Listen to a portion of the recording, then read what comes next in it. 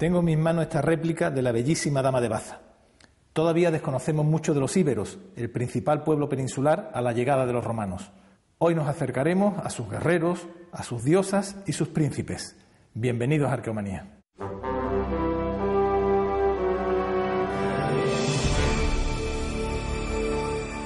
Uno de los grandes enigmas de la arqueología española son las damas íberas.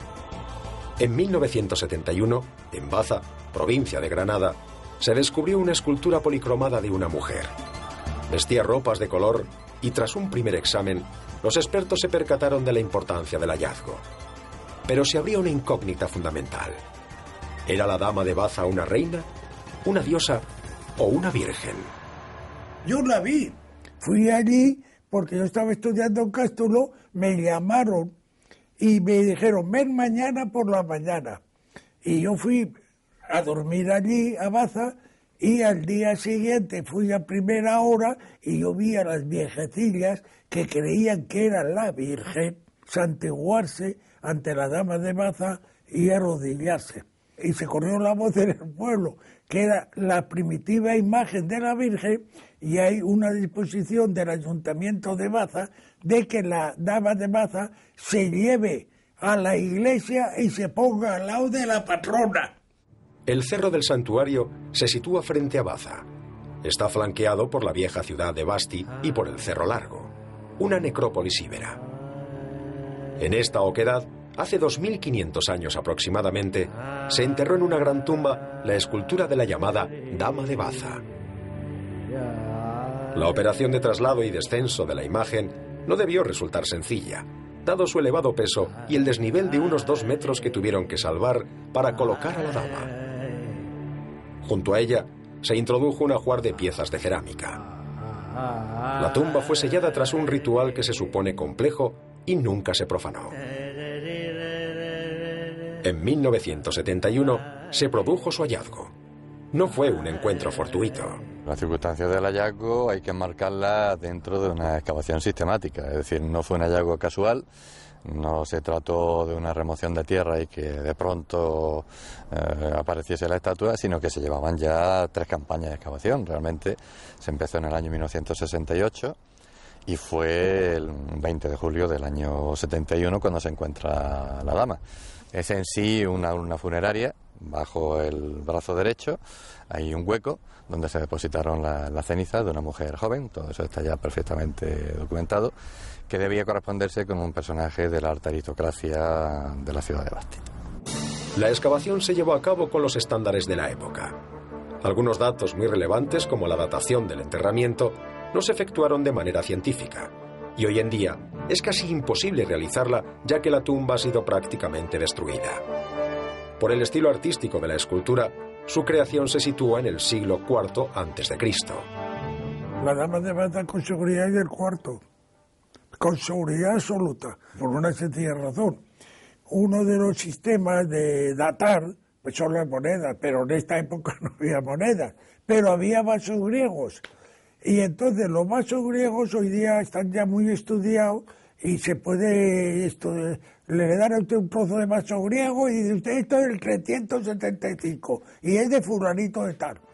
En las 3 necrópolis íberas excavadas en Baza han aparecido más de 170 tumbas de diferentes tipologías. Estamos en una verdadera ciudad de los muertos. Hay 4 tipos de enterramientos.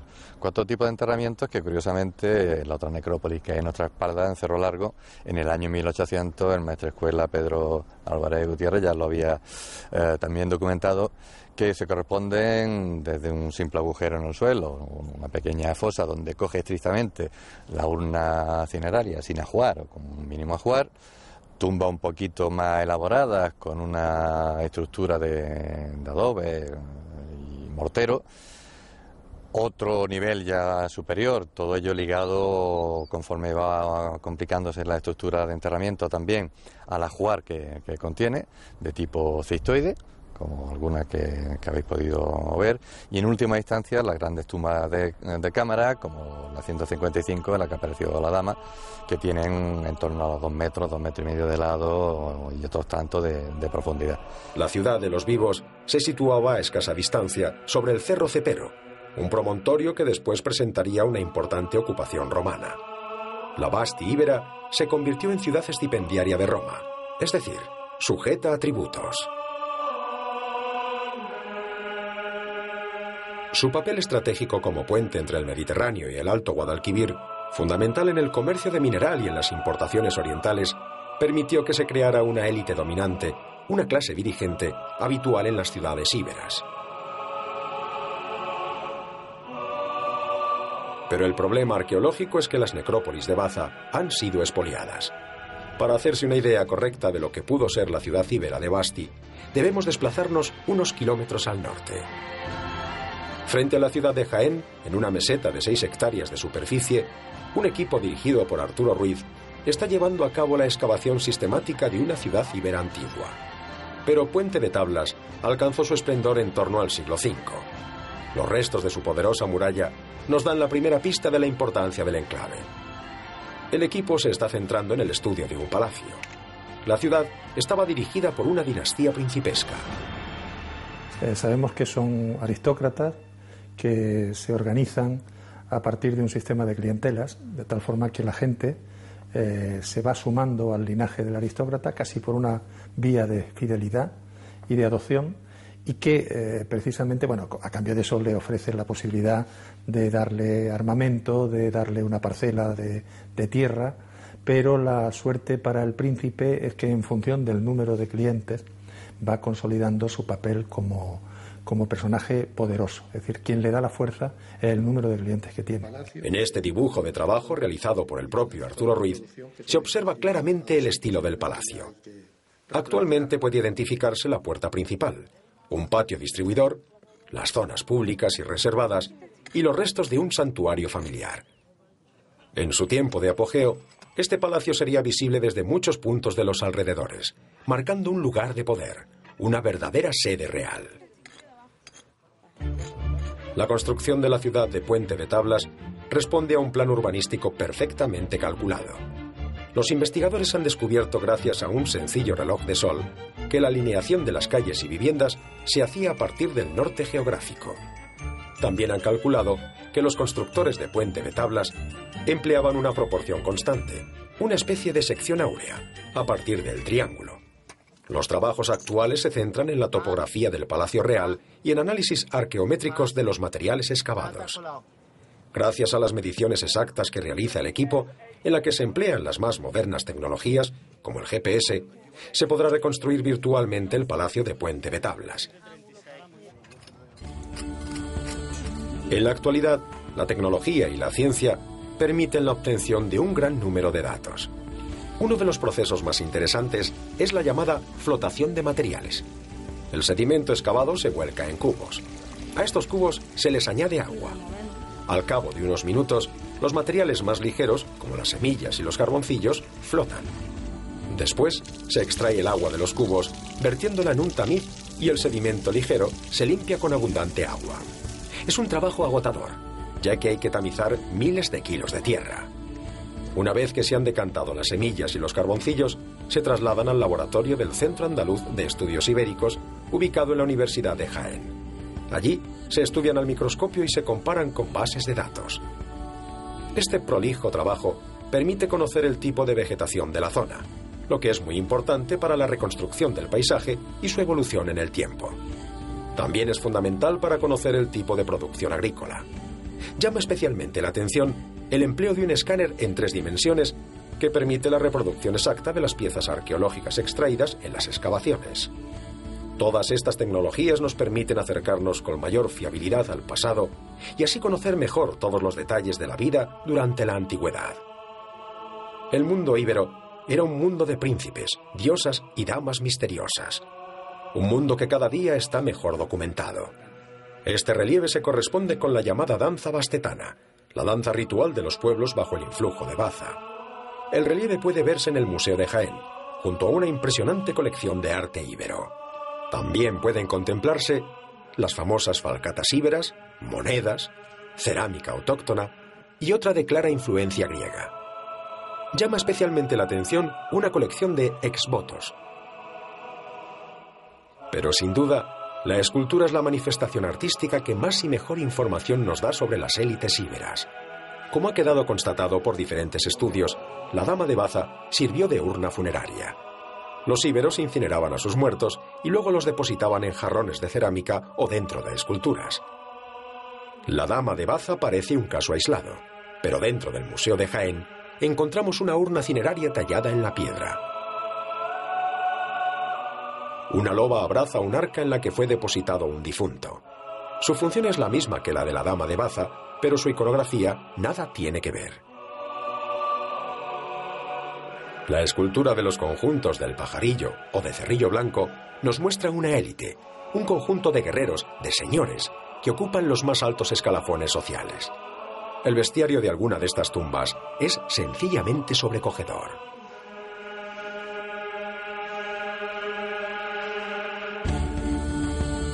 Está claro que la Dama de Baza está vinculada a las élites íberas. Fue una urna funeraria, de eso no hay duda. Una paloma que sostiene en su mano izquierda hace pensar a algunos investigadores que se trata de la representación de una divinidad. Su enigma seguirá despertando la imaginación de las miles de personas que visitan el Museo Arqueológico Nacional. A 500 kilómetros, en Baza, la necrópolis íbera que la cobijó durante 2500 años puede esconder todavía alguna pista de indudable valor. El tiempo dirá. Los textos íberos, todavía sin descifrar, pueden ser la llave.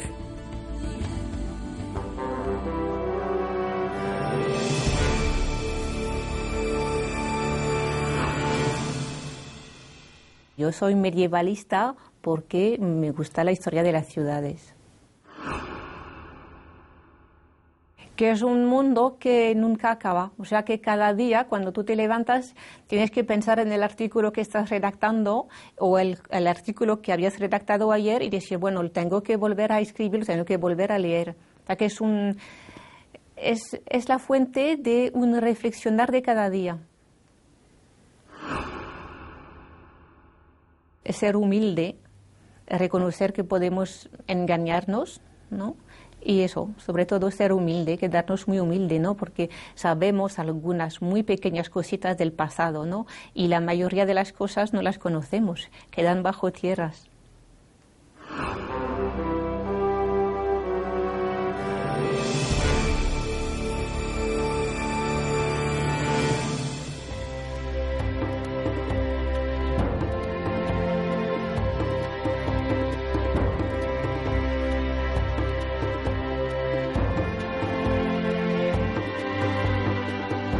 Resulta apasionante descubrir cómo vivían algunos de los homínidos que nos precedieron.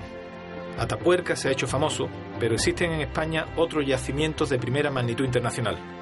Hoy visitaremos Cueva Negra, un abrigo habitado por homínidos de hace casi 900.000 años, que ya utilizaban el fuego, según prueban los extraordinarios descubrimientos de esta última campaña de excavación. La Cueva Negra se encarama sobre la garganta del río Quípar, o Estrecho de la Encarnación, cercano a Caravaca de la Cruz, Murcia. La extraña construcción de la Cueva del Rey Moro domina, amenazadora, el paisaje. Mitad caverna, mitad castillo, nos dicen que fue utilizada como puesto de recaudación de impuesto del viejo camino real hacia el Reino de Granada. ¿Quién sabe?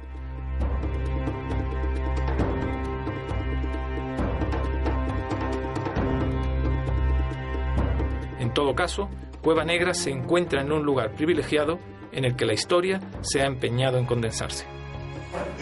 ¿De qué cuadrícula es? Vivimos la emoción de un posible hallazgo humano en Cueva Negra. Un estudiante, excitado, se dirige hacia el maestro para enseñarle una pieza que acaba de limpiar en la criba. Es un diente en perfecto estado de conservación, que aunque parece humano a primera vista, resulta probablemente ser de un primitivo macaco. That's interesting. Macaco, probably macaco. Monkey, some sort of monkey. ¿Puedes poner una idea, Azu?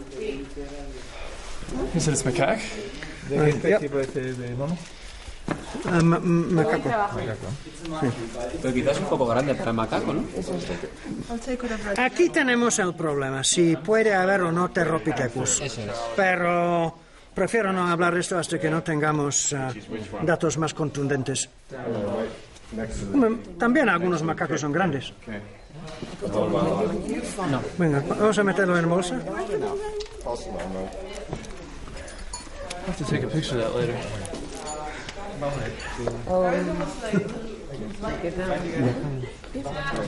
Sí. La cueva se eleva en la actualidad unos 40 metros sobre el cauce del río Quípar, pero en tiempos remotos estuvo en la orilla de un lago. La elevación del terreno secó el antiquísimo mar de Tetis hace más de 500.000 años. Aún se puede observar las sucesivas terrazas del lago que desaguó por el estrecho de la Encarnación. El sedimento del lago colmató la cueva con una capa de tierra muy uniforme, con varios metros de potencia. Michael Walker, director de la excavación, le otorga una antigüedad entre unos 990.000 y 780.000 años. La técnica que realmente demuestra la antigüedad superior es la técnica del paleomagnetismo, que ha sido realizado por investigadores de Berkeley, que vinieron aquí a tomar muestras y luego las estudiaron en Berkeley. El paleomagnetismo es una metodología que aprovecha del hecho de que en distintos momentos en el pasado, en épocas geológicas, los polos del globo terráqueo se han invertido. Es como el planeta es como un gran imán y de vez en cuando el norte pasa al sur. Exactamente. Y entonces esto afecta la polaridad de los pequeños granos metálicos y de mineral en el sedimento, que también tienen una polaridad influida. Con lo cual podemos saber la polaridad de cada estrato, si estaba en la normal o en la invertida. Exactamente. Si tú sabes sí. qué periodo, cuándo cambian de polaridad, puedes saber qué fecha, entre qué intervalo está, ¿no? Hoy en día hablamos de la polaridad normal, o Kron-Brunes, por el hombre que lo descubrió, que empezó hace 780.000 años. Antes hubo una inversión, y este Kron se llama Matuyama, y todo este sedimento pertenece al final del Kron Matuyama, o sea, entre hace 990.000 años y 780.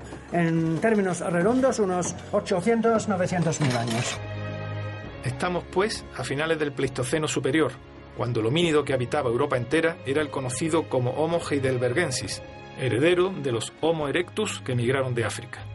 En Cueva Negra se han encontrado 2 dientes perfectamente conservados de heidelbergensis, de unos 900.000 años de antigüedad.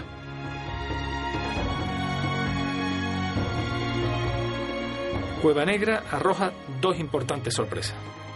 En teoría, en esa época, la humanidad tan solo tallaba sus útiles de piedra con una técnica conocida como hachelense.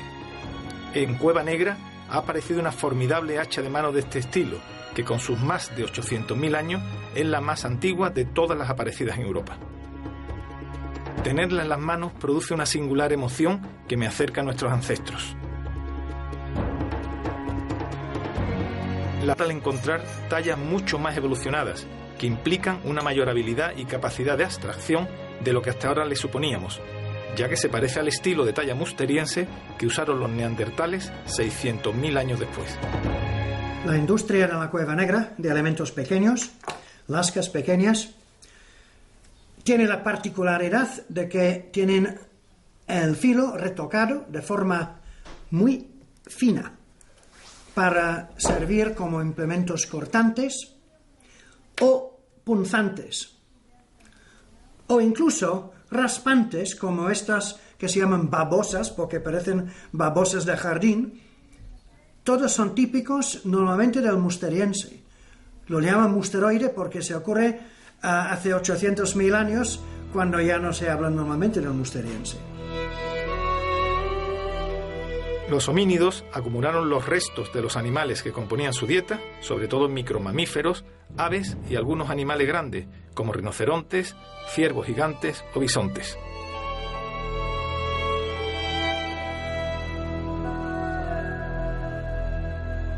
La segunda sorpresa la vivimos in situ, al aparecer durante nuestra visita huesos calcinados que apuntaban el uso del fuego para cocinar por parte del heidelbergensis. Normalmente muy interesante. Mira, a ver. Nos estamos acercando al horizonte gris y están saliendo huesos quemados. Uy, uy, uy. Huesos quemados. ¿Qué tipo de huesos son?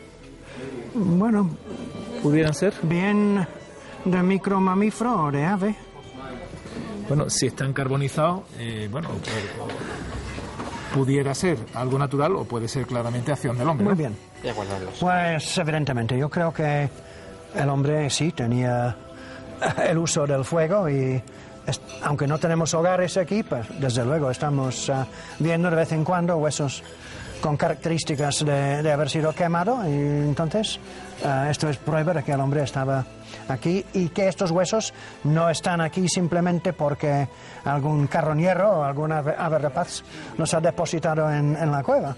Bueno, pero la cronología de esta cueva significaría que el fuego entonces se usa mucho antes de lo que hasta ahora teníamos probado, ¿no? Creíamos.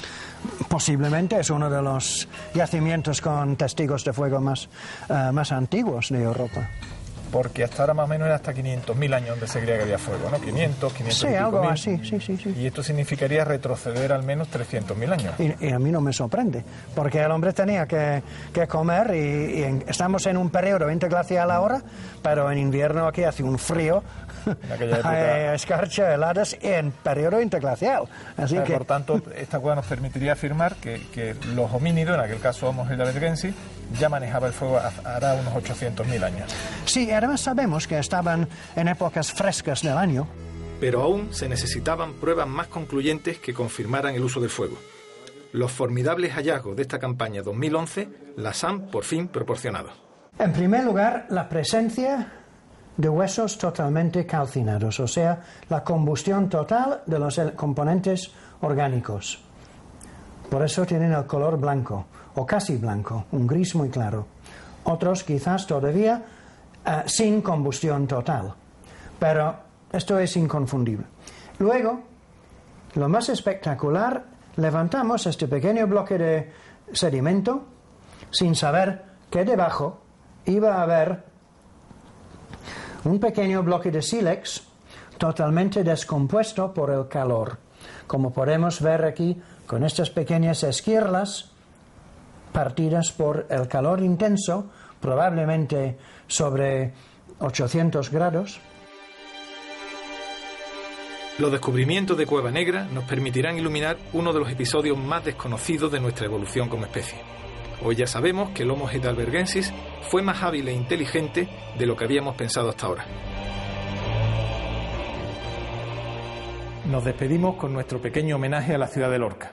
El feroz terremoto también afectó a su museo arqueológico y piezas milenarias pudieron quedar destruidas bajo nuestra custodia. Toda una lección. No somos nada ante una naturaleza enfurecida. Y no olviden que en el próximo programa vamos a continuar contándoles lo que ocurrió hace mucho, mucho tiempo.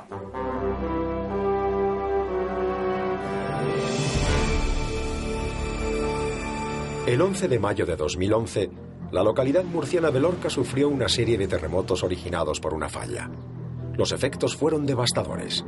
Causaron una decena de muertes y numerosos daños muy graves en edificios y mobiliario urbano. La pérdida fundamental fueron las vidas humanas segadas, los heridos y la forzosa demolición de viviendas. La ciudad convive todavía con ese dolor y trata de recuperarse con entereza y dedicación. Los efectos terribles de la serie de temblores han dejado muy dañado el patrimonio histórico de Lorca. Iglesias, la vieja puerta de la ciudad, casas nobles. El Museo Arqueológico de Lorca también sufrió el seísmo. Se encuentra en una de las zonas más afectadas. Hoy en día está apuntalado. Tras un primer vistazo a sus salas, nos recorre un escalofrío. Me cogía un pilar cerca de donde estábamos, ¿no? Los ordenanzas también estaban... Y bueno, pues vimos caer escombros, bueno, no escombros no, fundamentalmente todos los cielos rasos de donde estábamos, se movía el edificio, fue como una especie que te levantan y te tiran. Y luego, una cosa sorprendente, salía de la junta de dilatación de los dos edificios que estábamos cerca, salía tierra, que parecía como si hubiera habido un incendio, ¿no? El edificio nuevo, el anejo del viejo museo, ha sido el que más desperfectos ha sufrido, al estar construido sobre pilares y carecer de muros gruesos, como el edificio antiguo. Bueno, el edificio es un edificio que está unido en dos partes. Tiene una parte que es antigua, del 17, y una parte que se añade, digamos que como zona de servicios. Esa parte es la que ha sido más afectada, tiene algunos pilares que están mal y sobre todo toda la tabiquería de la primera planta. Están afectados despachos, salón de actos, laboratorios, etcétera. Y también se ha visto afectada la zona de exposición, fundamentalmente elementos museográficos, vitrinas, componentes que explican un poco las colecciones y luego las piezas, que también hay varias piezas que se han visto afectadas. Esta fotografía sobre un pilar corresponde a una réplica de una escultura ibera situada en este mismo pedestal. Hoy está destrozada. En el suelo se aprecia todavía la muesca que produjo el impacto. En esta sala, una vitrina movida por la embestida se desplomó sobre las vitrinas cercanas. En cambio, en la misma sala, una escultura de San Jorge cayó y no sufrió el menor daño. Como este capitel, que permaneció milagrosamente sobre su pedestal, o esta gran vasija, que resbaló desde su base al suelo y no sufrió rotura alguna. Las vitrinas que carecían de patas y tenían unas baldas más estrechas son las más perjudicadas. La mayor parte de las piezas que albergaban cayeron y se destrozaron. Bueno, tenemos ya hecho todo el inventario de piezas que se han visto afectadas. Hay en torno a unas 150 piezas, más o menos. Y hay de todas las culturas y de todos los materiales. Hay vidrio, hay metal, hay fundamentalmente cerámica, hay de todos. También hay monedas que están afectadas, porque aunque la moneda no se vea, pero está rayada. Y luego también se han afectado piezas que tenemos en los almacenes visitables. El museo ya tenía bastantes piezas que no estaban expuestas permanentemente y en unos armarios que había, que se podía acceder tanto investigadores como personal que lo solicitara, se han volcado varios armarios y se han visto también piezas rotas y afectadas. Gracias al trabajo del equipo del museo y a la colaboración de diferentes instituciones, las piezas están ya en proceso de restauración. Pero Lorca necesita que el edificio que alberga el Museo Arqueológico vuelva a ser seguro y pueda abrir al público. Las impresionantes colecciones que posee merecen la pena. Y la ciudad de Lorca, un ejemplo de valentía y superación, lo merecen mucho más.